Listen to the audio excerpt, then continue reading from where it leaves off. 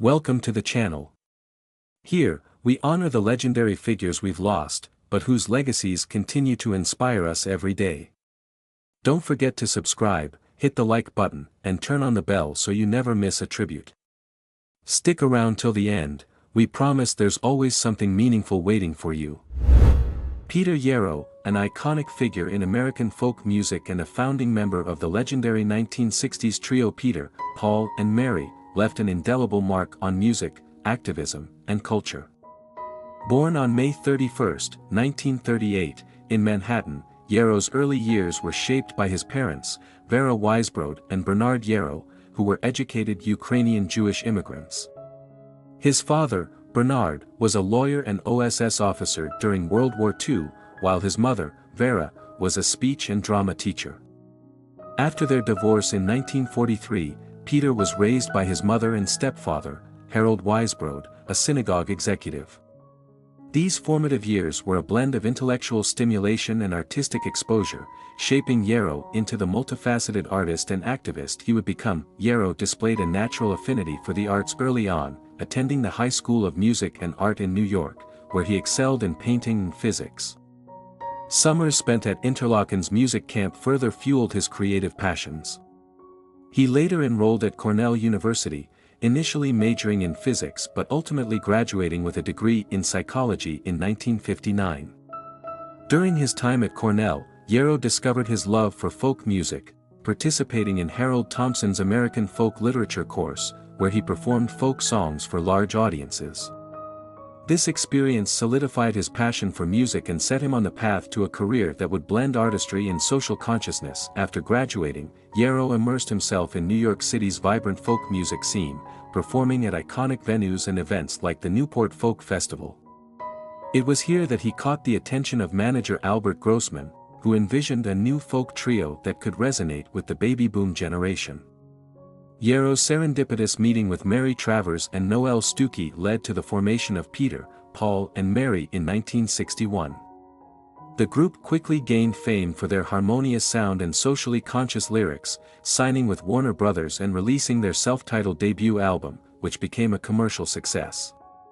Their rendition of "If I Had a Hammer" won 2 Grammy Awards, and their version of Bob Dylan's "Blowin' in the Wind" became an anthem of the civil rights movement. Yarrow's contributions to the trio extended beyond his vocal and guitar talents. He was a gifted songwriter, co-writing hits like "Puff," "The Magic Dragon," "Day Is Done," and "The Great Mandala."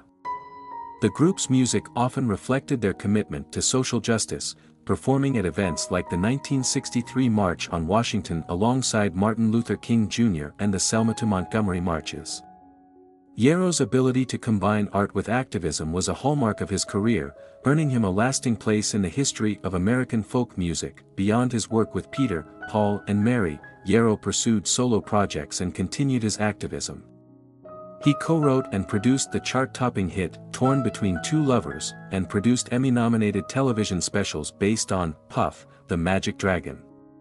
Yarrow's dedication to social causes extended to founding the New Folks concert series at the Newport and Kerrville Folk Festivals, where he championed emerging artists. He also collaborated with his daughter Bethany and cellist Rufus Cappadocia in the trio Peter, Bethany, and Rufus, releasing albums that celebrated family and tradition. Yarrow's activism was not limited to his music. In 2000, he founded Operation Respect, a non-profit organization aimed at combating bullying and fostering tolerance in schools. Inspired by the song "Don't Laugh at Me," the program reached millions of children, promoting kindness and respect. Yarrow also supported the campaign to free Soviet Jewry, performed at benefits for victims of Agent Orange in Vietnam, and advocated for various progressive causes throughout his life. His efforts were rooted in his Jewish heritage and a deep sense of moral responsibility, which he often cited as the foundation of his activism. Despite his achievements, Yarrow's legacy was marred by controversy. In 1970, he was convicted of taking improper liberties with a 14-year-old girl, serving 3 months in prison. He later apologized, attributing his actions to a culture of indiscretion among male performers of the era. In 1981, he received a presidential pardon from Jimmy Carter, a decision that faced scrutiny in later years. Allegations of other inappropriate behavior further complicated his reputation, and these incidents cast a shadow over his contributions to music and activism. Yarrow's personal life was as complex as his public persona. He married Mary Beth McCarthy, the niece of Senator Eugene McCarthy, in 1969, and they had 2 children, Christopher and Bethany. Although the couple divorced, they remarried in 2022, remaining together until Yarrow's death. Yarrow struggled with alcoholism but sought treatment and considered himself in recovery. He lived primarily in New York City but cherished his vacation home in Telluride, Colorado, and maintained a close relationship with his children, who inherited his artistic and activist spirit. In his later years, Yarrow continued to perform and advocate for social causes, appearing at events like the Occupy Wall Street protests and supporting political campaigns. He remained a vocal proponent of peace, justice, and environmental sustainability, using his platform to inspire change. Yarrow's ability to connect with audiences through music and his unwavering commitment to social justice left a profound impact on generations of fans and activists. Peter Yarrow passed away on January 7, 2025, at the age of 86, following a battle with bladder cancer. He died at his Upper West Side apartment, surrounded by loved ones. His death marked the end of a remarkable journey that spanned decades of artistic innovation and social activism. Yarrow's contributions to folk music and his dedication to creating a more compassionate world remain a testament to the power of art and advocacy to drive meaningful change. Jean-Marie Le Pen was a central figure in French politics, particularly in the sphere of far-right ideology, and his life story is a reflection of both the rise of populism in Europe and the controversies that surrounded his persona.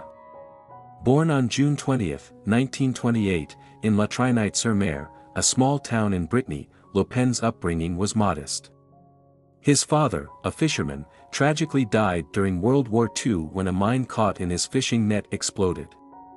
This incident left a profound impact on the young Le Pen, who would later frame his political rhetoric around themes of resilience and national identity. Le Pen pursued his education in Paris, where he studied law.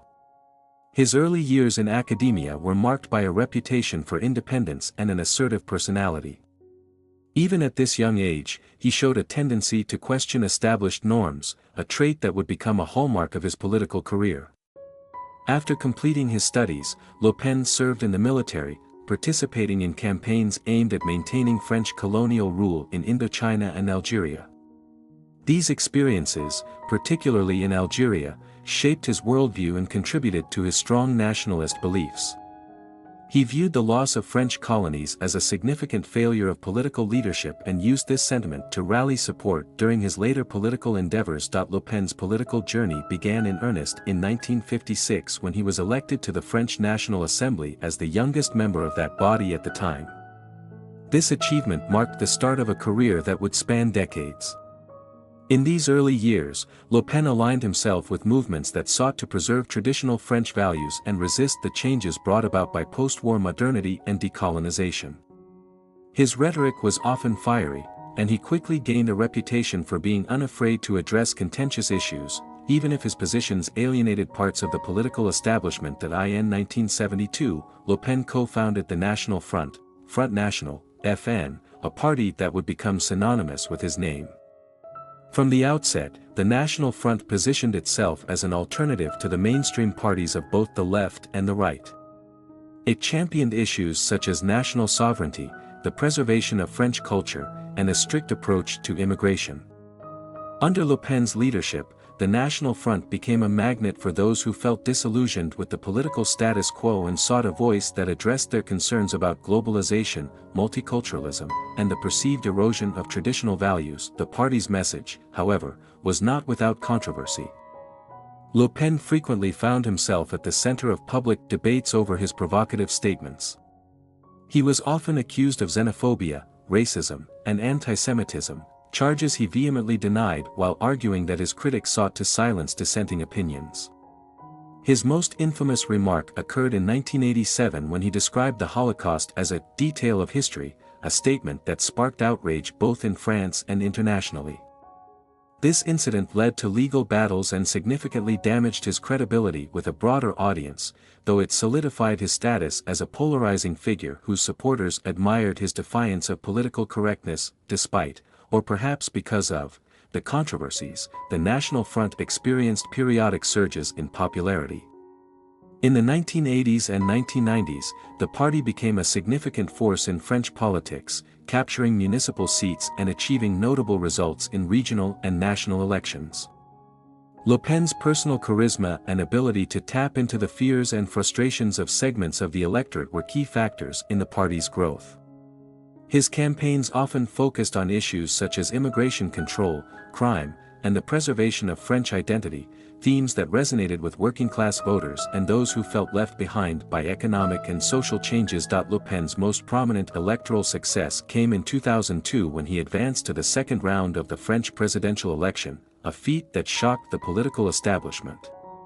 Although he ultimately lost to Jacques Chirac in a landslide, the result was a clear signal that the National Front could no longer be dismissed as a fringe movement. For many, Le Pen's success in 2002 represented a turning point in French politics, as it underscored the extent to which far-right ideas had entered mainstream discourse. However, Le Pen's career was also marked by internal party strife and external opposition. His leadership style, which was often described as autocratic, led to tensions within the National Front. Critics within the party accused him of being unwilling to adapt to changing political realities, while his opponents outside the party worked tirelessly to isolate him politically. Despite these challenges, Le Pen remained a dominant figure in the National Front until 2011 when his daughter, Marine Le Pen, succeeded him as party leader. Marine Le Pen sought to modernize and rebrand the National Front, distancing it from some of the more controversial aspects of her father's tenure. This included an effort to shed the party's reputation for extremism and anti-Semitism, a move that Jean-Marie reportedly viewed with skepticism. The relationship between father and daughter became strained, with public disagreements highlighting the generational and strategic differences in their approach to politics.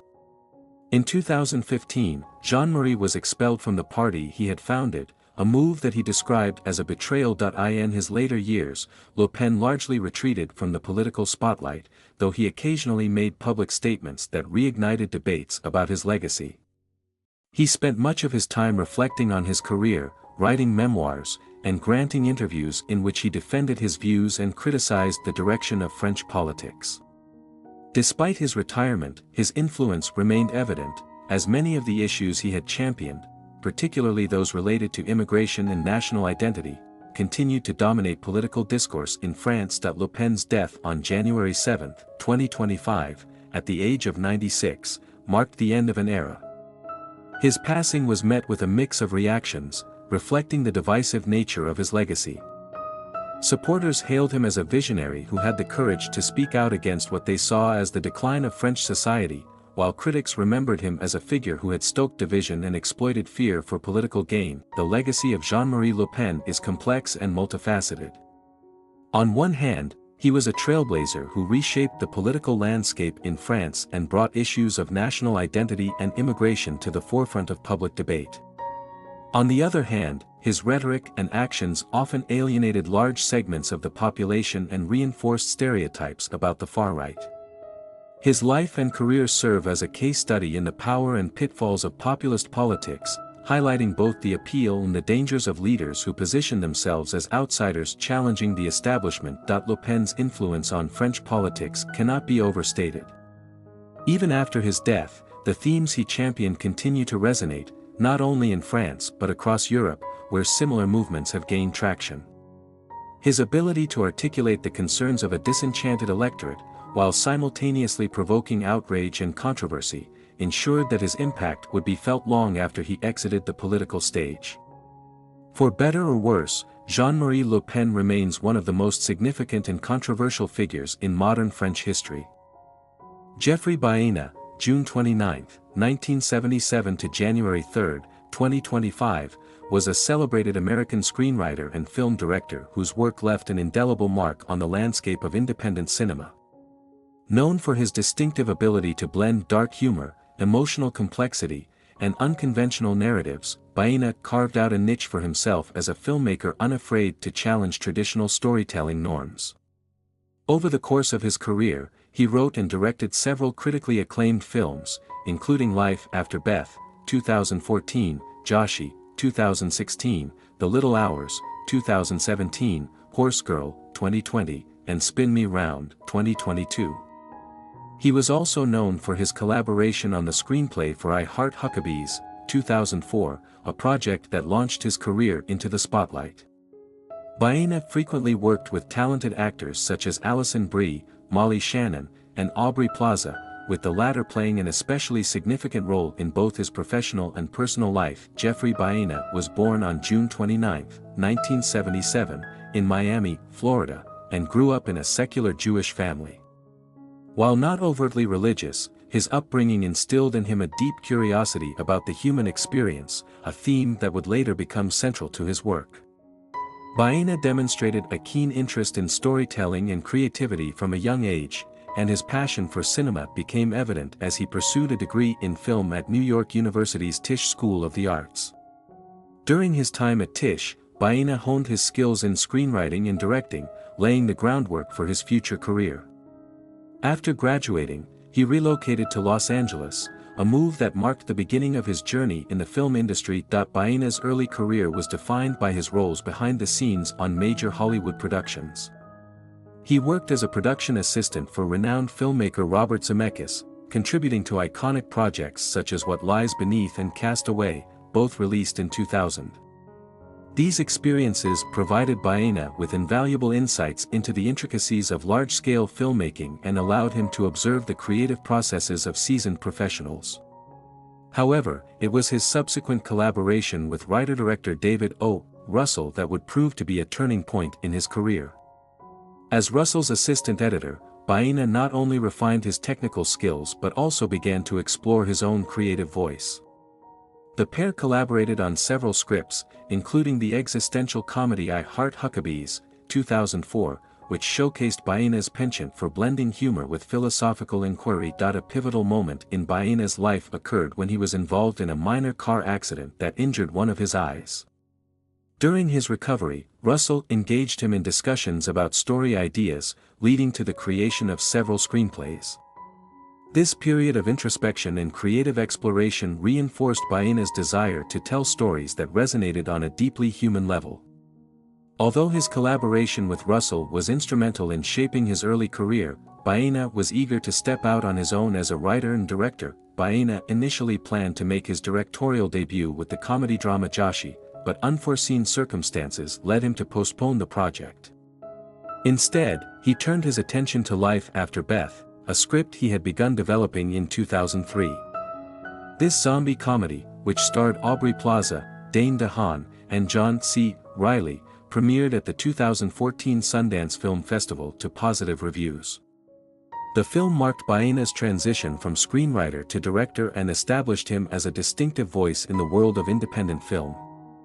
Critics praised Life After Beth for its unique blend of humor and horror, as well as its exploration of grief and relationships through a supernatural lens. In 2016, Baena revisited Joshi, which had initially been set aside, and successfully brought the project to fruition.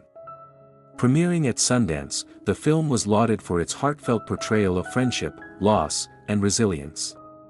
The story follows a man reeling from personal tragedy who gathers his friends for a bachelor party that takes unexpected turns.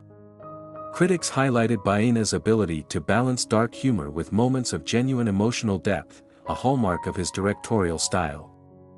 The ensemble cast, which included Thomas Middleditch, Adam Pally, and Jenny Slate, brought Baena's script to life with performances that resonated with audiences. Baena's third directorial feature, The Little Hours, 2017, demonstrated his willingness to experiment with bold and unconventional storytelling.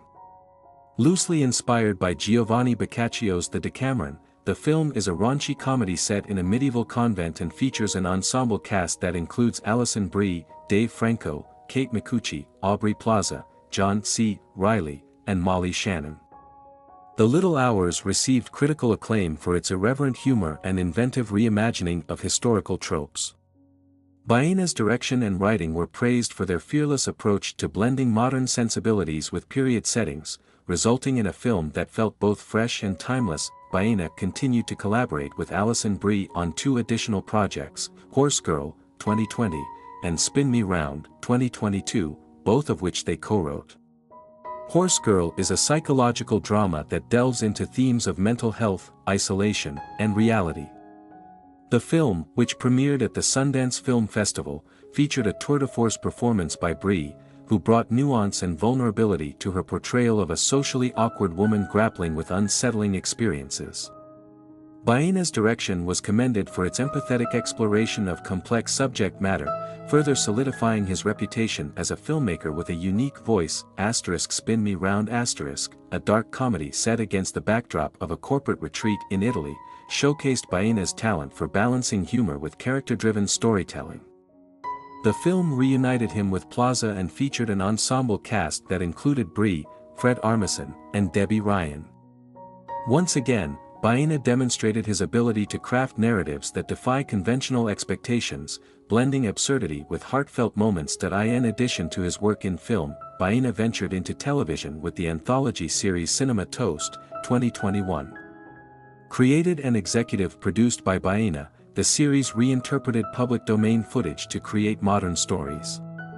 Both Baena and Plaza wrote and directed episodes for the series, further showcasing their creative synergy and shared vision. On a personal level, Baena was deeply connected to his collaborators, particularly Aubrey Plaza, whom he began dating in 2011. Their relationship evolved into a creative partnership, with Plaza starring in several of Baena's films and contributing to projects as a writer and director. In 2021, the couple celebrated their 10-year anniversary by marrying in an intimate backyard ceremony. Their bond was characterized by mutual respect and a shared passion for storytelling. Tragically, on January 3, 2025, Jeffrey Baena's life came to an untimely end. His body was discovered at his Los Angeles home by his assistant, and he was pronounced dead at the scene. The Los Angeles County Medical Examiner later confirmed that Baena died by suicide at the age of 47. His passing left a void in the film community, with friends, colleagues, and fans mourning the loss of a talented artist whose work had touched so many lives. Baena's legacy is one of creativity, courage, and authenticity. Through his films, he explored the intricacies of human relationships, the absurdities of life, and the depths of emotion. His unique ability to weave humor into even the darkest of stories set him apart as a filmmaker with a rare and valuable perspective. Though his career was tragically cut short, Baena's contributions to cinema continue to inspire and resonate, ensuring that his voice will not be forgotten. Alfred Jesse Smith, widely known by his stage name Brenton Wood, was a beloved American singer and songwriter who captured the hearts of many during his illustrious career. Born on July 26, 1941, in Shreveport, Louisiana, and raised in San Pedro and Compton, California, Wood's journey in music was marked by soulful melodies, infectious rhythms, and a distinct charm that resonated across generations. His 1967 hits, the Oogum Boogum song, Gimme Little Sign, and Baby You Got It, became defining tracks of the era, earning him a place in the annals of R&B and pop music history. Wood's signature sound, a blend of upbeat grooves and heartfelt lyrics, secured his reputation as one of the most iconic voices of the 1960s. Wood's early years laid the foundation for his musical and creative journey. As a child, his family relocated to San Pedro in Los Angeles, where he spent part of his formative years. He attended San Pedro High School before moving to Compton, where his athletic prowess flourished as a member of Compton High School's track team. Brenton's talents extended beyond the field. He demonstrated an innate curiosity and passion for music that would later define his life's work. After graduating high school, Wood pursued his education at East Los Angeles College, during which time he adopted the stage name Brenton Wood. This name, possibly inspired by the upscale Brentwood neighborhood in Los Angeles, symbolized his aspirations for success and artistry. Brenton Wood's musical journey gained momentum in the 1960s, an era of cultural transformation and artistic experimentation. Influenced by legends like Jesse Belvin and Sam Cooke, Wood honed his skills as a pianist and songwriter, crafting melodies that were as captivating as they were unique. In 1967, he signed with Double Shot Records, a partnership that would mark the beginning of his rise to stardom. His breakout hit, the Oogum Boogum song, showcased Wood's ability to weave whimsical lyrics with irresistible rhythms, earning him a spot on the Billboard R&B chart and Hot 100. The song's playful tone and memorable melody captured the spirit of the times and introduced audiences to Wood's distinctive style. Later that year, Brenton Wood achieved his biggest commercial success with Gimme Little Sign. The song, a masterful blend of soulful emotion and catchy hooks, peaked at number 9 on the Billboard Hot 100 and number 8 on the UK singles chart, cementing Wood's international appeal. Its universal theme of yearning for clarity and connection resonated deeply with listeners, making it one of the defining tracks of the decade. The single sold over 1 million copies, earning Wood a gold disc and solidifying his place as a musical powerhouse. Wood followed this triumph with Baby You Got It, another charting success that reinforced his ability to craft hits with broad appeal. As Wood's star continued to rise, he embarked on collaborations that expanded his artistic reach. His backing band during this period, Kent and the Candidates, played a vital role in bringing his songs to life. Their dynamic performances and shared musical chemistry elevated Wood's sound, contributing to his enduring legacy. In the 1970s, Brenton Wood demonstrated his versatility and entrepreneurial spirit by forming his own record label. This move allowed him greater creative freedom and resulted in projects like Sticky Boom Boom, Too Cold, Part 1 and 2, which he co-wrote with Earth, Wind and Fire's Al McKay. This period also saw Wood exploring duets, including a notable collaboration with Shirley Goodman, further showcasing his ability to adapt and innovate within the ever-evolving music industry. Though the 1980s presented challenges for many artists of his generation, Wood experienced a resurgence with the release of Out of the Woodwork in 1986. This album featured contemporary re-recordings of his classic hits alongside new material, reaffirming his relevance in the modern musical landscape. Tracks like Soothe Me reminded fans of Wood's enduring talent and ability to connect with audiences across decades.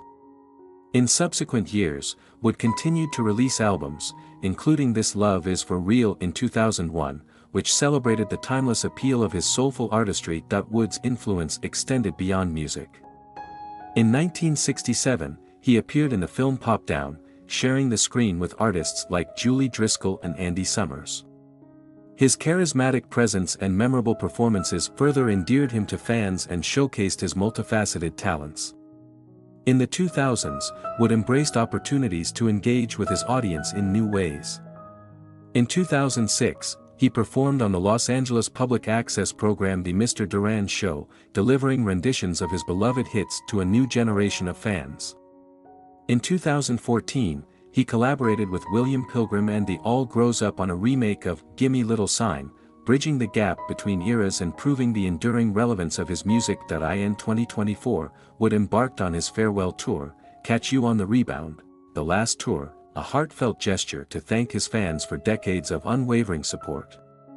Although health challenges interrupted the tour in May 2024, Wood's determination to share his music remained unwavering. His passing on January 3, 2025, at the age of 83, marked the end of a remarkable chapter in music history. Wood's contributions to the world of R&B and pop left an indelible legacy, inspiring countless artists and touching the lives of fans around the globe. Brenton Wood's discography stands as a testament to his artistry and influence. Albums like Oogum Boogum, Baby You Got It, and Out of the Woodwork capture the essence of his sound, while compilations like Brenton Wood's 18 Best highlight the breadth of his career. His singles, from the playful The Oogum Boogum Song to the soul-stirring Gimme Little Sign, continue to resonate, reminding listeners of his extraordinary ability to blend humor, emotion, and melody. Through his music, Brenton Wood gave voice to the joys, struggles, and aspirations of his time. His work remains a cherished part of the cultural fabric, ensuring that his legacy will endure for generations to come. Judi Dench, one of the most celebrated actresses of her generation, has built a remarkable career in both theater and film, becoming a global icon for her exceptional versatility, commanding presence, and ability to portray a wide range of characters. Born on December 9, 1934, in York, England, Dench's journey to becoming one of the world's most esteemed actresses began in a family steeped in a love of the arts. Her father, Reginald Arthur Dench, was a doctor, while her mother, Eleanora Olive, née Jones, was an amateur actress. This combination of artistic influence and a family environment that appreciated performance shaped Dench's early life and her eventual decision to pursue acting. Dench was educated at the Mount School, an all-girls Quaker institution in York, where she was introduced to drama. She later attended the Central School of Speech and Drama in London, where her talent quickly became apparent. Dench's early days as an actress were marked by her work in repertory theatre, a form of stage performance in which a company presents a rotation of plays, offering a variety of roles for an actor to explore. This experience would prove to be invaluable in shaping her as a performer capable of transitioning effortlessly between genres, from classical plays to contemporary works. Dench's professional career began in the 1950s when she made her first stage appearance at the Old Vic Theatre in London. She performed in several Shakespeare productions, including A Midsummer Night's Dream and Romeo and Juliet, showcasing her extraordinary talent as a Shakespearean actress. Her portrayal of Ophelia in Hamlet, 1957, was particularly well received, cementing her reputation as a rising star. Throughout the late 1950s and early 1960s, Dench became a prominent figure in British theatre, taking on roles in plays by some of the greatest playwrights of the era, including Anton Chekhov, Noel Coward, and John Osborne. Her performances were characterized by their emotional depth, technical precision, and the ability to transform into each new character. In the 1960s, Dench's career began to broaden, and she appeared in a variety of television programs. While these early television roles were mostly supporting, they allowed Dench to reach a wider audience and gain recognition beyond the theatre. By the 1970s, her career trajectory was set firmly on a path that would make her one of the most respected and beloved actresses in the world. Dench's work in the theatre continued to be groundbreaking. She joined the Royal Shakespeare Company, RSC, in 1961, where she appeared in a series of critically acclaimed performances. It was here that she truly honed her craft in classical theatre, playing major roles in Shakespeare's works, including Lady Macbeth in Macbeth, Cleopatra in Antony and Cleopatra, and Juliet in Romeo and Juliet. Her performances were notable for their depth of understanding, emotional intensity, and sophisticated command of language. It was during this time that Dench also became known for her work in musicals and comedies, demonstrating the breadth of her acting abilities. Her portrayal of Sally Bowles in Cabaret, 1968, was a standout, showcasing her ability to transition from Shakespearean drama to lighter fare with equal ease. The versatility that Dench displayed in the theatre was mirrored in her television career. She continued to work in both genres, demonstrating her skill in a variety of formats. While Judi Dench was firmly established as a theatrical and television actress by the 1980s, it was her entrance into film that truly brought her international recognition. She had already earned a reputation for being one of the finest actresses of her generation, but it was with her performance in A Room with a View, 1985, that she made the leap into cinematic stardom. Directed by James Ivory and based on E.M. Forster's novel, A Room with a View showcased Dench's ability to portray complex and layered characters. Her role as Charlotte Bartlett, a self-righteous and overbearing character, was both poignant and comedic. It was her first significant role in film and was met with critical acclaim. In 1995, Dench became a household name when she took on the role of Queen Elizabeth I in Shakespeare in Love. Directed by John Madden, the film won several Academy Awards, including Best Picture. Dench's portrayal of Elizabeth earned her the Academy Award for Best Supporting Actress, despite her limited screen time in the movie. Her performance was characterized by a quiet strength, regal presence, and an emotional range that went beyond what was expected of the role. The award was a fitting recognition of her decades of exceptional work, and it further solidified her as one of the finest actresses of her generation. Her success in Shakespeare in Love was just one example of her incredible versatility. Over the next decade, Dench's career in film continued to flourish, with memorable performances in Philomena, 2013, Mrs. Henderson Presents, 2005, and The Best Exotic Marigold Hotel, 2011. Her portrayal of a retired showgirl in Mrs. Henderson Presents earned her critical acclaim, and her role in Philomena, based on the real-life story of Philomena Lee, who searched for her son after he was taken away at a young age, garnered her an Academy Award nomination for Best Actress. The film was a poignant drama that showcased Dench's ability to convey deep emotion through her performance. Dench continued to work in a variety of film genres, from comedies like The Best Exotic Marigold Hotel to period dramas like Victoria and Abdul, 2017, in which she portrayed Queen Victoria once again. Her portrayal of the aging monarch, this time dealing with her relationship with her Indian servant, Abdul Karim, was a nuanced and powerful performance that earned Dench even more accolades. Despite her advancing age, Judi Dench never slowed down in her pursuit of great roles, and she continued to work steadily into her 80s. In addition to her work in film, Judi Dench has had a long and successful career in television, where she has appeared in a variety of roles. She starred in the British television series As Time Goes By, 1992 to 2005, in which she played Jean Pargeter, a woman who rekindles a romance with a man she had loved years earlier. The show was beloved by audiences and showcased Dench's comedic timing and her ability to play characters with warmth and charm. The series was immensely popular and ran for over a decade, establishing Dench as a television icon in the UK. Judi Dench's commitment to the stage, television, and film has made her one of the most celebrated actresses in the world. Her work has earned her numerous accolades, including an incredible 7 BAFTA Awards, an Oscar, and a Tony Award. She has also been named a Dane Commander of the Order of the British Empire, DBE, in 1988 for her services to drama. Over the years, she has become a beloved figure, not only for her acting talent but also for her humility, wit, and grace. One of Dench's defining traits is her dedication to her craft. She has always believed in the importance of continuous learning and development as an actor.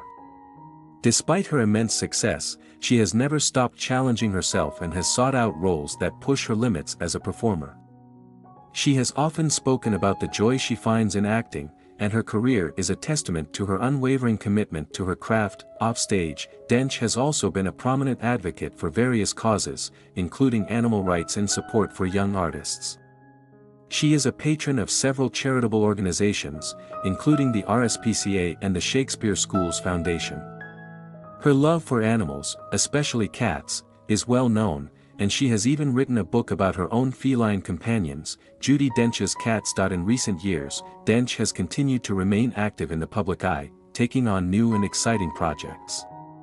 She appeared in the 2019 film Cats, a musical adaptation of the famous Andrew Lloyd Webber show, playing the role of Old Deuteronomy, one of the elder cats.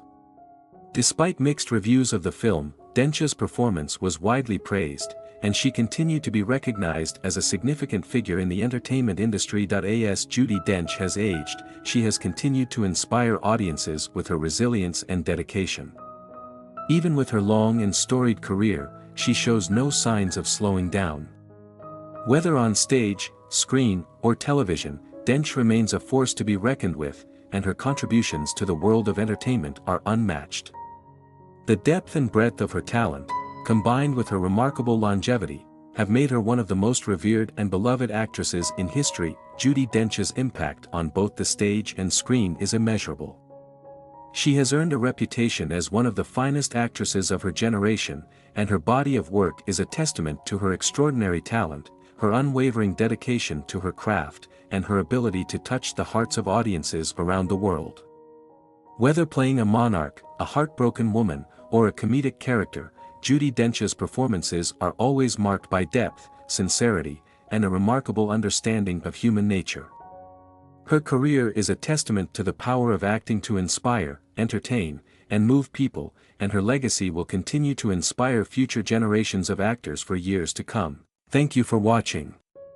We hope this tribute helped keep the memory of these legends alive. Don't forget to like, subscribe, and hit the bell for more stories. Until next time, take care and keep their legacies in your heart.